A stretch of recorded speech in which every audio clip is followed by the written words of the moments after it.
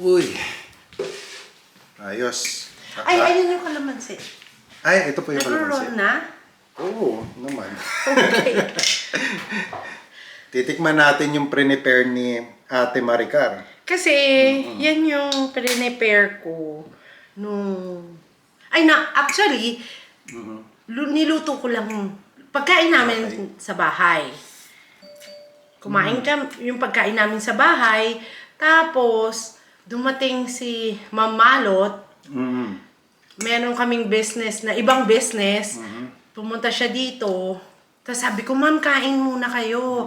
Sabi niya, naku, nagmamadali kami. Alam mo naman yun, laging busy yun. Tapos sabi niya, sabi ko, ipapak ko na lang.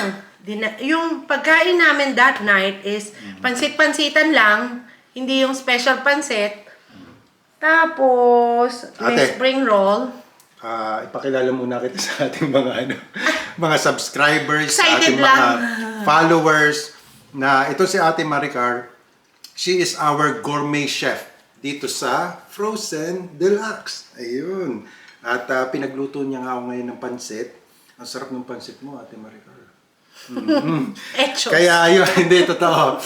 Yung sinasabi niya, it's a backgrounder on how Frozen Deluxe started. Yes. Diba? Yes. Ayun. And how I become the gourmet chef of Frozen Deluxe. Yung mga Frozen Deluxe, mga talagang masarap na pagkain na mga frozen na inihanda para sa ating mga kababayan hardworking dito sa Canada. Kasi Exactly. yung mga kababayan natin dito, minsan wala na talaga silang time na magluto. At pag nagluto ka ngayon, naku, medyo mahal ang mga ingredients, di ba? Nakaka-relate ako dyan. Kahit ako nagluluto, may mga times na nagre-reklamo yung mga anak ko. Okay. Because of busy work, right? I am a HCA. Tapos, nagkukook ako sa Frozen Deluxe 2 times a week. And then, pag off ko, actually wala na akong off. But sometimes, meron kang schedule na, kasi ang schedule sa facility is, mag-start at 7 to 3, 3 to 11, 11 to 7. Sometimes, mag-work ka ng 7 to 3, short staff, pa-straight ka, ng 3 to 11. Sometimes, you're working 3 to 11, short sa night, pa-straight ka, ng 11 to 7. Ganon yung sistema. Grabe, straightan pala yan, ano? Exactly. Trabaho, no? Kanina, sabi, last Monday, nag 3 to 11 ako. Sunday, I'm working 3 to 11, 11 to 7. And then Monday, I work 3 to 11. Kasi hindi ko na kayang mag-straight, double-double. And then Tuesday, I'm working 7 to 3, 3 to 11. Ayun. And then Wednesday, sabi ko, ayoko na. Ayoko na. Kasi sa tax lang mapupunta. Yun na nga no? Dito kasi sa Canada, the more you earn, the more you pay taxes din. Exactly. Diba? Parang 28% or 22%, something like that. Tapos, yung mga anak ko nagre-reklamo yan sila. Anong nirereklamo nila? Kasi ikaw masyado Pag kang busy. umuwi sila, walang pagkain. Yun. And then galing din sila sa work. Kahit sabihin mong matatanda na sila, na kaya na nila yung buhay nila, pag nanay ka, hindi mo pwedeng sabihin, hindi ako nakaluto. Diba? Exactly. Kahit sabihin mo, kaya mo naman yan eh. Pwede kang magbukas dyan ng sardinas. Pwede kang magluto ng hotdog dyan or something dyan. Totoo. Kaya mo yun. Pero ang hinahanap pa rin ng mga tao o ng mga bata, yung luto ng nanay at yung lutong bahay. Exactly, right? Ngayon, kaya yung Frozen Deluxe na yan, lutong bahay talaga yan. At hindi lang basta lutong bahay. Lutong bahay, luto ng nanay, kagaya na Luto ng nasabi mo. nanay, luto ng bahay na anytime na kagaya niyan, pag walang pagkain sa bahay, hindi ka makaluto. Oo, It depends the time, right? It depends the time. Kung meron kang time na kunin mo, sige, ito. Marami dyan maraming mga frozen food. Depende sa inyo kung ano yung itry nyo, Yun di nga. ba? Pero depende rin sa panlasa ng mga tao. Oo. May mga critics, tingnan mo masarap di ba? Ayun. Meron namang, uy, ang sarap, mura pa. Mm-mm. Hindi mo pwedeng i-please ang tao. Kung 1,000,000 ang tao sa isang lugar, hindi naman lahat yan mapiplease mo Totoo. Kasi may kanya-kanya silang Taste. buds, right? Exactly. Pwede kong sabihin na, ay, hindi naman ito masarap Kagaya ko, hindi lahat ng pagkain nagugustuhan ko. Pero, hindi ko ine-enjoy yung niluluto ko. Why? I don't know. Pag yan, Oo. hindi May ako. Kaya pumupunta ako sa nanay ko. Nanay pa rin talaga. Nanay pa rin talaga. Oo. Tatawag ako, ma, anong ulam nyo? Pag sinabi niyang ganito, o yayain ko yung anak ko, doon tayo kala lola kumain. Hindi ko talaga na-enjoy. Hindi ko alam bakit. Ganun yata yung mga kusinera Ganun nga yata no? Yung mga... Exactly, ganun. Tapos, hindi ko yan tinitikman. Kagaya niyan, Ayaw mo? Pero ako, grabe, ang sarap. Pero sinasabi nila. Talagang masarap itong luto mo, Hindi sa... Hindi naman sa sabi nila. And then, nagluluto din ako sa mga puti. Sinasabi nila, oh wow, this is the best chili. Like beef chili. I taste it's different. There's something twist and then something like that. Kasi Pilipino tayo kaya nating gawin lahat na pasarapin ang pagkain natin. Kasi sanay tayong kumain. Hindi tayo yung kagaya ng iba na magluluto na lang yun na yun. Hindi. Ang Pilipino, ini-enhance natin lahat ng pagkain natin. Kasi ganun tayo di ba? Tsaka number one, ito napansin ko sa tatay ko kasi sa amin yung tatay ko magaling magluto.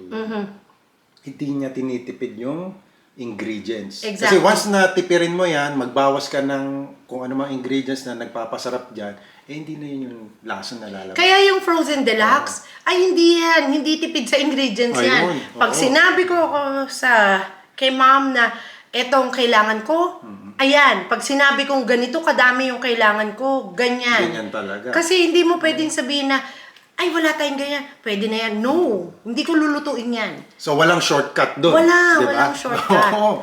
Walang shortcut. So yun ang kaibahan ng frozen deluxe, no? Yung frozen na pagkain na prepared by gourmet chef na talagang kompletos, recados. At mura. Oo, mura. At saka ito, wala itong added No, preservatives. no. Tsaka pinag-usapan yan talaga ng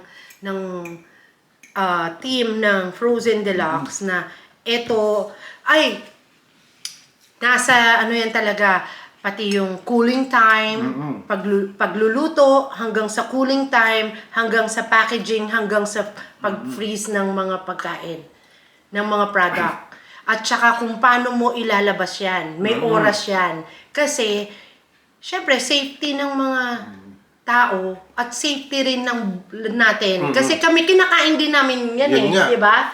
Kinakain din namin yan. Dito pa naman, Ate Maricar, no? For your information do sa mga kababayan natin, meron po dito nagche-check ng pagkain at stricto sila. Yan yung Alberta Health Services, no?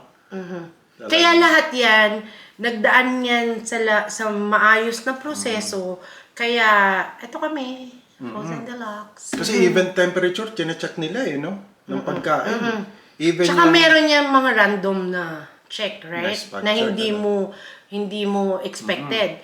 Kaya pag nasa kitchen kami, lahat talaga ng safety, lahat ng kailangan talagang dapat na nasusunod. At yung sinasabi mong kitchen na yan, this is not home kitchen. No, this is no, a no. commercial kitchen. Commercial kitchen. Diba? Industrial Oo. kitchen. Na lahat ng mga may businesses na wala pa silang mga industrial kitchen, doon sila talaga nagluluto. Ayun. So, minsan bibisitahin natin yung kitchen na yan. Yeah, no? enjoy Papakita doon. natin sa kanila. Enjoy doon. Kung paano Tapos makikita pinaprepare. nyo yung kawa na pwede kayong umupo. Pwede kayong mag-bathtub. Wow, sa sobrang laki. Sobrang No? laki niya. We're Ayun. cooking mga parang 300 kilos. Grabe, dami, no? Yeah, because we need to pack like 500. Minsan, mas more pa. Tapos, Ate Maricar, going back lang dun sa ating history ng Frozen Deluxe. Paano ba nagsimula ang Frozen Deluxe? Nagulat lang din ako. Nagulat ka lang din. Dahil sa pansit. Dahil dito mismo sa pansit na to, na niluto niya. Yung pansit bahay-bahayan. Tapos, kwek-kwek. Alam niyo yung kwek-kwek. Si Mamalot, di siya kumakain ng kwek-kwek. Never. Hindi pala siya Hindi siya kumakain kumakain ng kwek-kwek. Tapos, spring roll. Yun yung pagkain ko nung gabi na pumunta sila dito. Okay. Sabi ko, ma'am, tikman mo na lang. Siguro sabi niya, sige na nga, nahiya lang. Hindi ko na alam kung kakainin ba niya yan o whatsoever, right? Basta, sabi ko, ma'am, iuwi mo. Tapos nung nasa kotse siya, nagugutom na daw siya. Tinikman daw niya. Okay. Tapos sabi niya, uy, ang sarap. Sabi niya, never daw siyang, parang nahiya nga daw siya. Sabi niya, hala, bakit ko tinanggap? Hindi naman ako, parang siguro God's will din na bakit niya tinanggap. Kahit siya mismo, bakit ko tinanggap? Hindi naman ako ganon. Pwede ko naman tanggihan. Yun yung sinasabi niya. Sabi niya, God's will daw lahat. Kasi naghahanap daw talaga sila ng magluluto para sa Frozen Deluxe. Okay. Actually, meron na silang mga chef na Pinagpipilian. pipilian. Actually, 5 na yata sila or something like that. Hindi ko naman alam yon. Okay.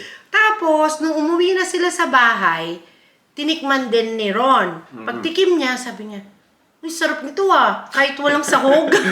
Wala Oo talaga. nga Kasi gusto ko lang kumain ng pansit. Mm-hmm. Di ba dito sa Canada, hindi ka naman pwedeng, uy, punta ka nga doon sa palengke, bumili ka ng ganito. Di ba, yung kung ano lang yung meron ka. Oo. Kasi ang mga nagluluto, kung ano yung meron, pwede na yung kaya Pwede nilang na. gawin yun, Oo. di ba? Kaya mong pasarapin kahit hindi kumpleto yung ingredients. Tapos, paborito kasi nung mga bata yung kwek-kwek. Okay. Nagkwek-kwek kami dito lagi, tas may sauce, ganyan. Tas spring roll, lagi may spring roll, kasi yun yung mabilis lang na, diba? Oo, saglit Parang lagay mo lang. comfort food na yun ng Mabilis Pilipino, lutuin. spring roll. Tas yun, tas sabi niya, uy, masarap to Tas sabi niya, patry natin, palutuin natin ng bopis, dinuguan, pork steak, beef steak, ano pa ba yun, igado, Yung humba. pork adobo, chicken adobo. Niluto ko. Mga Filipino Sisig. dishes. Sisig. Oo. Yung dinakdakan. Yun, minessage niya ako. Sabi niya, Car, pwede mo ba akong lutuan ng ganito, ng bopis, ng ganyan? Sabi niya, pag free ka lang, ganyan. Tapos lagay mo lang sa container. Okay. Sabi ko, ma'am, gaano kadami? Sabi niya, yung container lang mga good for 10 people, 5 people, ganyan. Sabi ko, o sige. Di nagluto ako, sabi ko, o ma'am, pero matagal pa. Siguro mga 2 weeks or 3 weeks pa. Sabi ko, ma'am, minessage niya ako, Car, kailan mo ako pwede lutuan? O sige po, ma'am, sa ganitong araw, off ko. Tapos sabi niya, o sige. Tapos sabi niya, i-freezer mo. Sabi ko, ha? Doon na ako nagtaka, bakit ko i-freezer? Oo, okay. Sabi kong ganon. Tapos sabi niya, explain ko sa'yo. Tapos in-explain niya. Sabi ko, ma'am, ganito po ang mas maganda. Para matest, di ba? Lulutuin ko siya ng fresh, kainin nyo ng fresh. Yung part, di ba? Kainin mo. Kumain ka, matikman mo kung anong lasa ng bagong luto. Ngayon, bago mo siya i-freezer. I-freeze. Okay. Ngayon, if i-freezer nila ng a week or ewan ko kung ilang weeks, ilang days, nakalimutan ko na kung ilang days nila freezer. Tapos, inano niya yung team ng Frozen Deluxe. Kasi wala pa silang tagaluto. Actually, wala pa talaga. Mag-start sila, maglo-launch sila yata February 15. Okay. Tapos sabi ko, o sige ma'am, naku, February winter pa. 15 pala yan, of this year? Of this year. Okay. We just started. Pero ang dami na, di ba? All over Alberta na. Almost. Tapos, sabi niya, o sige, sabi ko, ma'am, tikman mo muna. Sabi niya, ay hindi na. Sabi ko, ma'am, tikman mo muna. Kasi para malaman mo kung ano yung lasa ng bagong luto. At freezer mo. At kung ininit okay mo pa na. din. Oo. Tapos, ganun ginawa nila. After 2 weeks yata, pumunta na siya dito. Car, mag-usap tayo. Ayun. Business Tapos, na to. sabi niya, napagsunduan ng team, nagustuhan nila yung food mo, ganito, ganyan, ganyan. And then, gusto ko kung anong gusto mo ba. Ako, na-miss ko magluto. Kasi sa Okay. Pilipinas, meron akong May maliit restaurant na ka rin? restaurant. Okay. So talagang nagluluto ka na sa Pilipinas May catering pala. ako sa Pilipinas, nagpa-pack lunch ako, lahat. Hanggang ngayon, Nag-cater ako. operational ito? No, binenta ko. Okay. Tapos sinara nila. Mm. Kasi, ewan ko, hindi na ganon. Kasi siguro dahil hindi na ako or hindi na nila Okay. nakikita yung cost, yung ako yung... Yung nagluluto doon. Okay. Actually, sa Delgado Hospital yan, sa tabi ng emergency room. At saka sa St. Luke's, Okay. sa QC. Doon ka ba dati nagtatrabaho? Hindi. Okay. Hindi ako, never ako, nagtrabaho ako mga early 20s lang after Okay. nung pagkapanganak ko. Pero most of the time, nag-business na talaga ako sa Pilipinas. Kasi mahilig nga akong magluto. Nag-start ako sa pack lunch. Okay. Mga bawat isa, kunyari QC, Makati, Manila, yan, dinideliveran ko yan. Actually, yung ano ba yung production ni Big Soto? Ano yun? Ganyan, something like that. Anong production? Sa office niya, ako nagde-deliver doon. Tapos, meron ako sa GMA, meron ako sa ABS, tapos meron ako sa mga ospital. Ikaw pala nagpapakain sa mga artista? Tapos, tapos meron kaming maliit na business. Hindi naman maliit. Oo, may fruits and vegetable kami sa Pilipinas, sa Kamuning. Ang customer namin doon, mga artista. Okay. Grabe. Yung mga kusinera ng artista, yung mga mayordoma ng artista, doon sa amin namimili yun. Kasi Kamuning area, yun yung mga area ng mga, di ba, GMA, ABS, yan. Diyan. Kaya yun, tas nung pumunta ako dito, na-miss ko yung magluto. Hindi naman pala ganun kadali kumuha ng restaurant dito. Kasi ang mahal. Mahal. Tapos, Mahal yung pwesto. tapos ang ginagawa ko na lang, pag may gustong uy, tita, luto mo ko, ganyan. O kaya, ang dami dito, pupunta sa tawag yung anak ko, ma, may bisita ako. Ilan? O magluluto ako. Minsan kakain sila sa labas, sabihin nila, sana doon na lang tayo kala Carl kumain. Tapos minsan sabihin, tita, namimiss ko na yung mga lambing ng mga kaibigan ng mga anak ko. Tapos yung pamilya ko, yun. Tapos, yun na. Tapos, nag-start na yung Frozen Deluxe na yan. Sabi ko, sige, parang totoo ba to? Parang, paano ko maluluto to? Kasi hindi ko ine-expect na ganun kadami.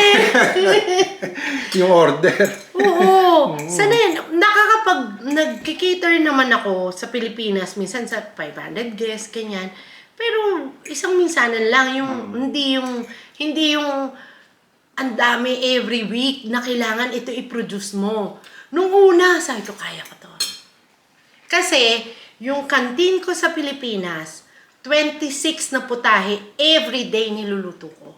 Tapos, isang kabang bigas, bawat isang peso, in a day. In a day. Mag-start ako ng 9 o'clock. Grabe. Pagdating ng alas 12, ubus na yung lahat.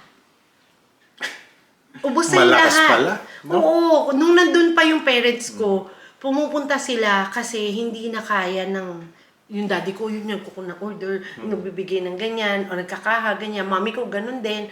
Tapos sasagot ng phone. Hanggang dumating na hindi ko na sinasagot yung phone kasi. Ang hirap. sobrang dami na, no? Imaginein mo yon. Tapos hanggang 12 o'clock lang yon. Kasi yun yung kasi mga ospital di ba? Oo, yun. Tapos ang nakakatuwa, nagtiwala sila, di ba? Nagtiwala sila. Siguro kasi machika kasi ako Nga. Hindi naman pansin. Kasi, Hindi alam mo pansin. kahit sa work, sinasabi nila, pag matahimik ako, sabi nila, are you okay? Even yung mga nurses, sabi niya, Mary Car, are you sick? You didn't talk too much today. Oh, no, I'm okay. Because hindi naman lagi, di ba? Yun na yun, nag-start. Tapos, sabi ko, ma'am, ano na to? Tapos na-close na nga yung ganito, nagbibigay ng mga samples sa ganyan, na-approve. Sabi ko, wow. Oo nga, we are waiting for Seafood City, di ba? Oo, pag nabuksan na yung Seafood City, Ayan. I don't know. Ang dami na po dito sa Alberta. Actually, nung nakita ko siya, dinala ko. Kasi, kusinera lang ako, di ba? Sa kitchen lang ako. Pagkaluto ko, hatid ako ni ma'am. Tapos na, Tapos may work naman ako. Tapos, hindi ko na siya nakikita na kung saan na di-dispose. Alam ko lang, nandito siya, nandyan. Tapos, dinala, one time, pumunta kami ni Ma'am Malot. Sabi niya, halika punta tayo sa, Lucky. Sabi ko, sige. Nung nakita ko yung Frozen Deluxe. Ayun, Parang, nandun oh na. my God. Ako nagluto niyan eh.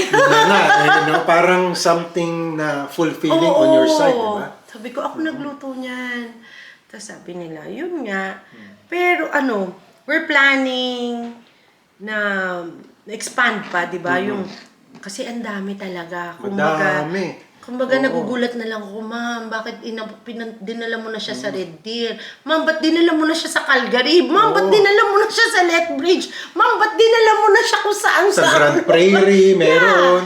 Parang, Iba't ang ibang lugar usapan dito lang, sa Alberta. parang nung una, ang statistic lang is Edmonton lang, pero, oh my God, nandun na. Tapos sabi, Maricar, ganito, ganyan. Okay, 2 times a week kaming nagluluto. Kasi, yun nga, in demand nga. Dami, Kasi, grabe. Gaano karami yung niluluto mo sa isang araw? Sa isang lutuan? Oh my God, mga 500 kilos or something 500 like that. kilos? Yeah. Wow. Grabe. Tapos kasi kailangan namin mag-pack ng 500 or 600 in one production. Yun nga. Talaga. Dami, ano? Tapos, next! Okay na to! Pero ano yan, at least doon sa ginagawa mo, nag-enjoy ka. Exactly. Diba? Kasi ito yung passion ko. Kasi kung di ka nag-enjoy, imagine, sa dami na niluluto mo, siguro susuko ka na. No? Excited ako. Oo. Pero yun nga, excited ka. Kasi na-miss ko yan eh. Yan yung ginagawa ko sa Pilipinas. Every day, Monday to Friday. Saturday, Sunday, relax ka lang sa Philippines, diba? Monday to Friday, yan yung ginagawa ko. Tsaka, ako namamalengke, ako nagluluto. Pero may mga kitchen helper naman. Hindi ko naman yung kakayanin lahat, diba? Ayun lang, nakaka-proud lang kasi minsan, sa sarili ko, napaproud ako kasi na-enjoy nung mga, nabisit nga sa daddy ko kasi, Bakit? kasi, papunta na kami dito, diba? Okay. Dumating sila sa Pilipinas. Anong papunta ka dito sa Canada yon?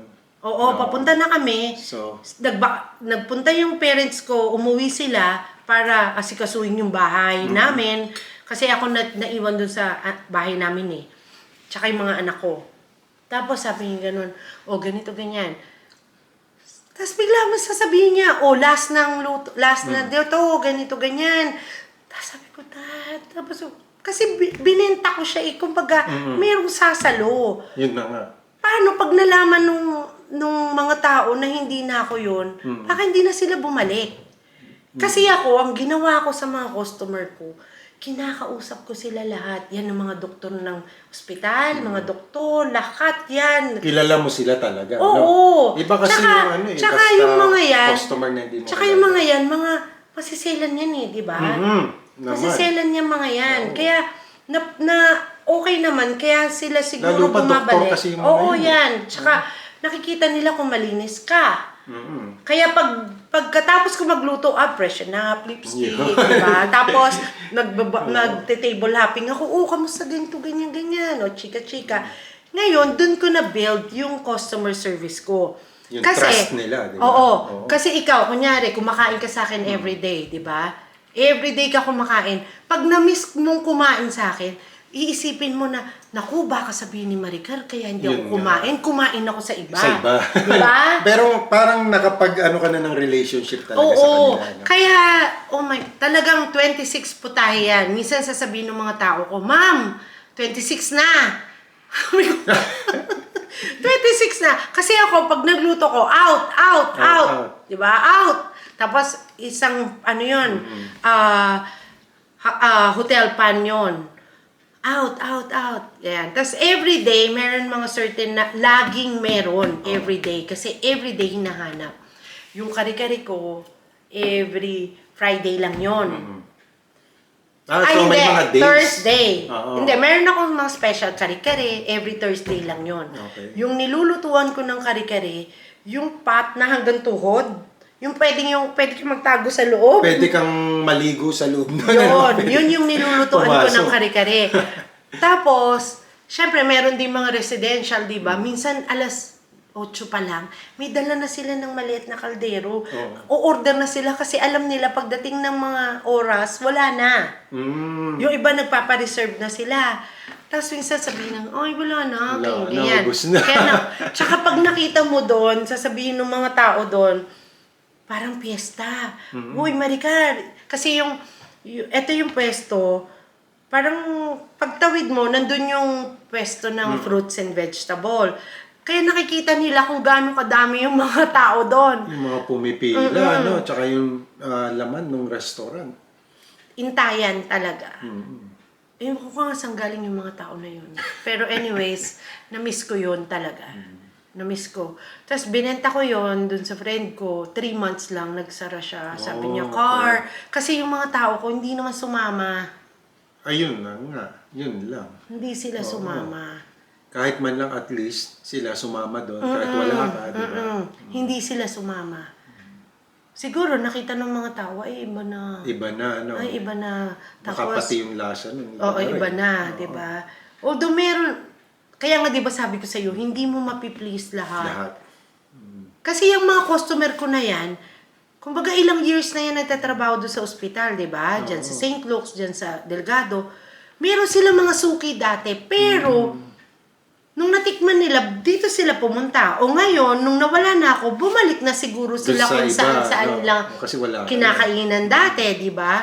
Kaya yung friend ko, nalungkot ako kasi 3 buwan lang talaga, sinara niya na. Tapos, yung sa St. Luke's, ganun din. Kasi ang dami doon, kompetensya. Ano yun isang parang mahabang street na punong-puno, may mga kiosk siya ng mga food, iba-ibang klase.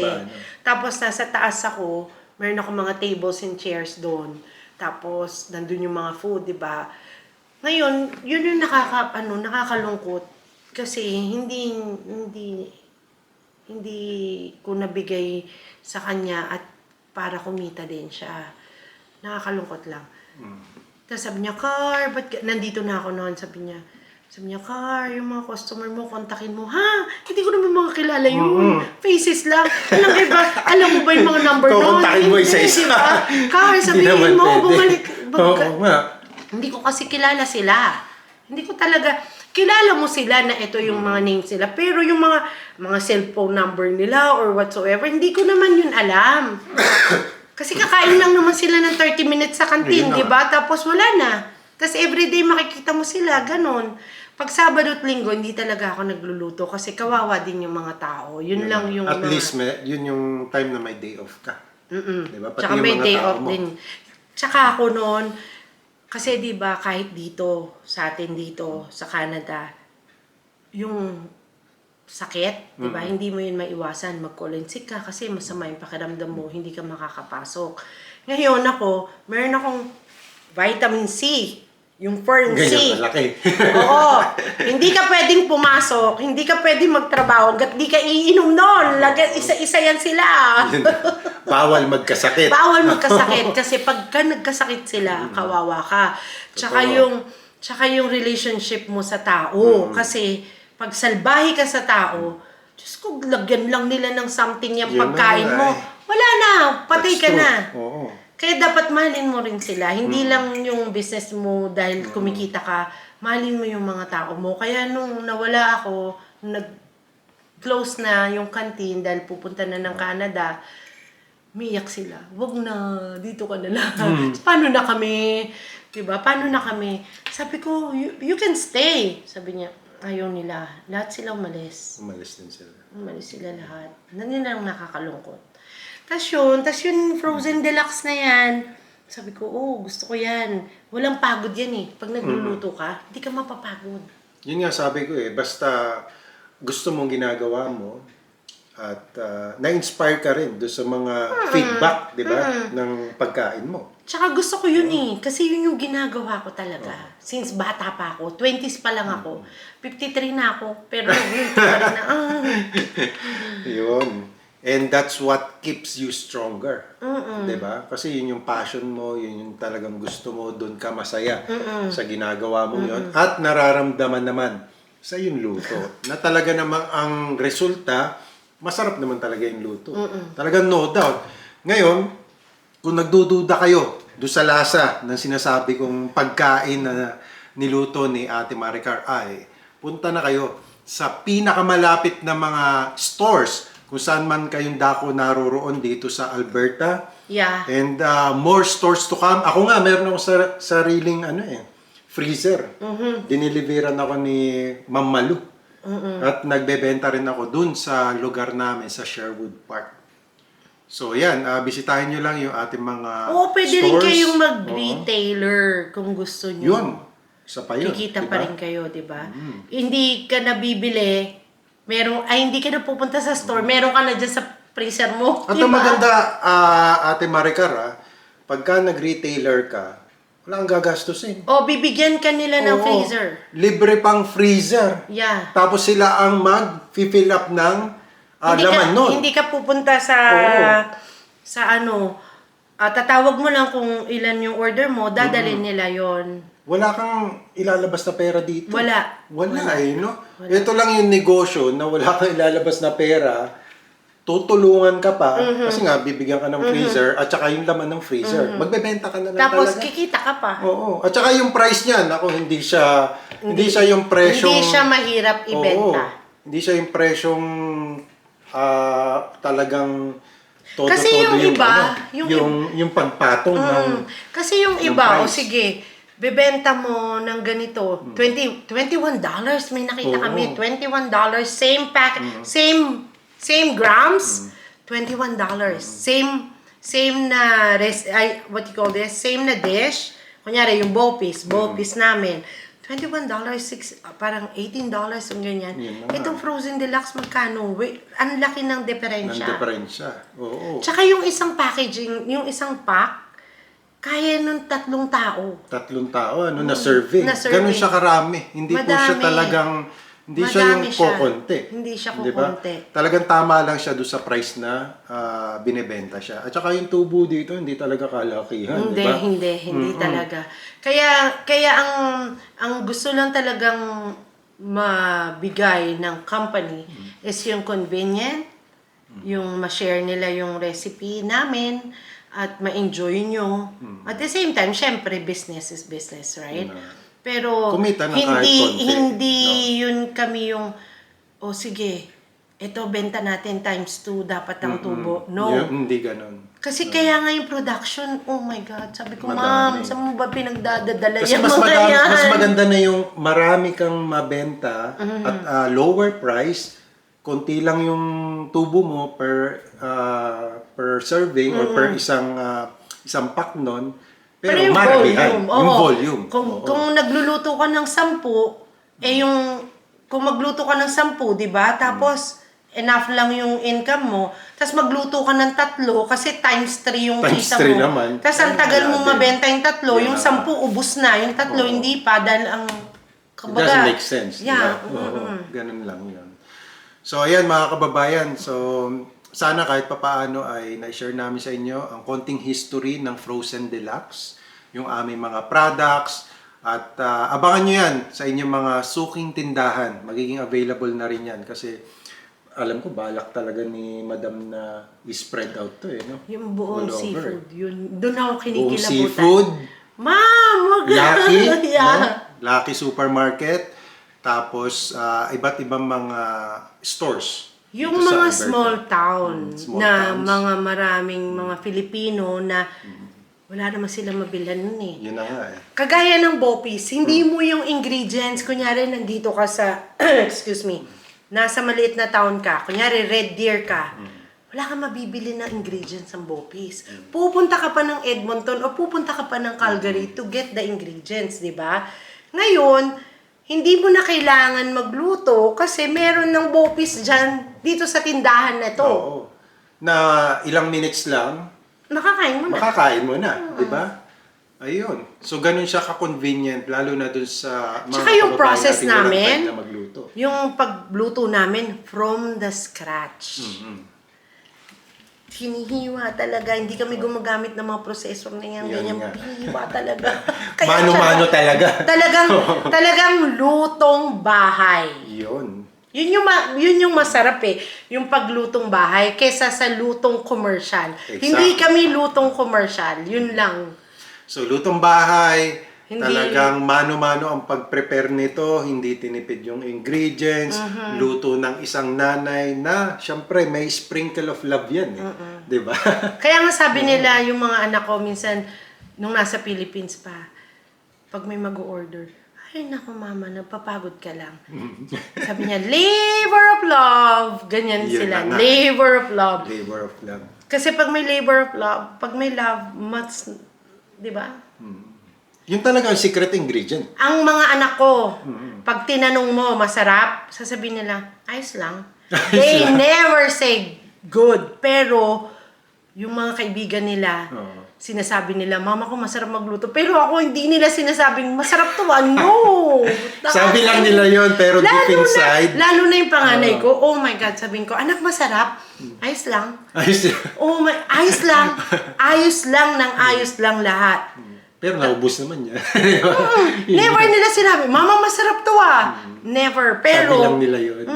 Tapos minsan sabihin na, oh mama, may magpapaluto sa'yo. Birthday ni ganyan. Lutuan mo lang kahit ganito. Oh mama, may birthday ako, may potluck ako. Lutuan mo nga ako, ito dadaling ko. Okay. Kaya lang nakakalungkot lang talaga yung time na hindi mo na sila malutuan kasi busy ka. Exactly. At Kasi least sa meron diyang Canada, frozen deluxe. Oo. Minsan nga sabihin nila, ba't di ka magdala? Asan na yung mga ano? Ba't di ka mag-uwi nga? Ba't di ka bumili dun sa frozen deluxe? Yan na nga. Kasi minsan bibili ka, maglalagay ka dyan. Tapos, kakainin nila. Di ba, di mo naman monitor kasi busy ka rin na. Hindi rin ako stuck dito kasi everyday ako pumapasok. Pag off ko, nasa frozen ako. Pag wala akong frozen, nasa work ako. Yun. Iba yung, di ba, parang, o sige, sabi ko nga, ma'am, lagyan mo nga ako dito ng ano, pero paano? Di ba, paano ko siya ibebenta? Kasi busy ka nga. Walang time. Walang Ibenta time. naman. Oo. Kung may pupunta man dito, paano? Walang tao kasi nasa work lahat. Sa work ka. Yun na nga. Yun lang. Tapos sinasabi ko na lang sa mga friends ko, uy, pumunta kayo ng Lucky. Pumunta kayo sa ganito. Pumunta kayo sa ganyan. Nandun yun. Bumili na kayo doon. Tapos yung isang friend ko, oy, pumunta ako ng Lucky. Bumili ako ng ganito. Bumili ako ng ganyan. Bumili ako ng ganito. Bumili ako ng ganyan. Okay, good. Ayos. Oh, hindi. May hotdog pa kami. Oo, may hotdog din kami. Oo, masarap. Sarap din nun. Natikman Masarap ko na. talaga yung Oo. hotdog. Promise. Promise. Bukod sa hotdog, may mani. Meron pa nuts. Yun. May nuts. So, Nag-uwi nga ako dito. Sabi ko, Peggy ako. Nag-uwi ako ganun. Isang upuan ko lang. Isang upuan, Ma'am, boss. isang upuan lang. Kasi, nung pinapak Oo. na, di ba, sabi ko, patikim. Kasi, syempre, papatikim. Tikim. Sabi ko, pwede ba mag-uwi? Sabi ko, sige, sabi ni Ma'am Pe. Di nag-uwi ako.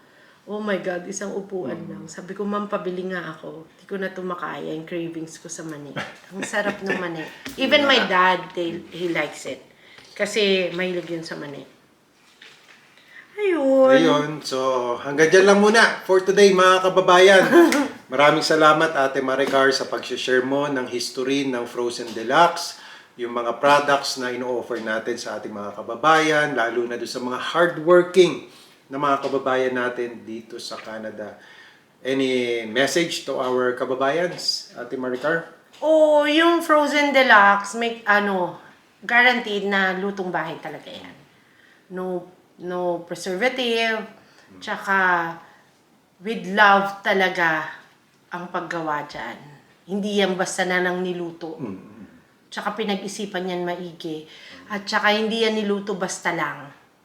Hindi yan pwede na to, hindi ganon. Talagang pag kulang ang ingredients, hindi magagawa. Kaya ang nangyayari, may tatakbo, ay kulang ng ganito. Tatakbo si Ron para bumili siya ng ganyan kasi hindi ko talaga gagalawin. Hindi ko, alam ni Ron yan, hindi ko gagalawin. Si Mamalot, sige na. Kasi hindi kayo maluluto kasi kulang ingredients. Ayun. Hindi yan pwedeng lutuin ng, pwede na yan, ganyan. No. Kaya pare-parehas yan. Pare-parehas talaga yung, kung ano yung natikman nyo noon, hanggang ngayon, yun pa rin yun. Walang pinagbago. So yan, ang Tatak Frozen Deluxe. Walang shortcuts, Walang no shortcuts. artificial ingredients, all natural. Kaya... At saka with love yan. And with love. With love na totoo, hindi artificial love. Ano? Well, Ngayon kasi hindi. may mga AI. Hindi pwede yan. O, dapat nga may filter ako para Ayun na nga. makita ako dito. Tsaka para payat ako. Hindi, kailangan all natural, di ba? So yan, that's Oh it for my us God. today mga kababayan. Sinabi ko sa kanya, wag, kasi baka makita ako ng mga followers ko sa TikTok. Ayos. So, I hope you like this video. If you do, please give it a thumbs up. And as always, more videos to come. I will see you, God willing, on my next video. Samahan nawa kayong parati ng Panginoon sa inyong pang-araw-araw na buhay. Magandang araw po sa inyong lahat. Ubusin ko na to, Ate Maricar. Sarap eh. Oh. Thank you. Thank you. And cut.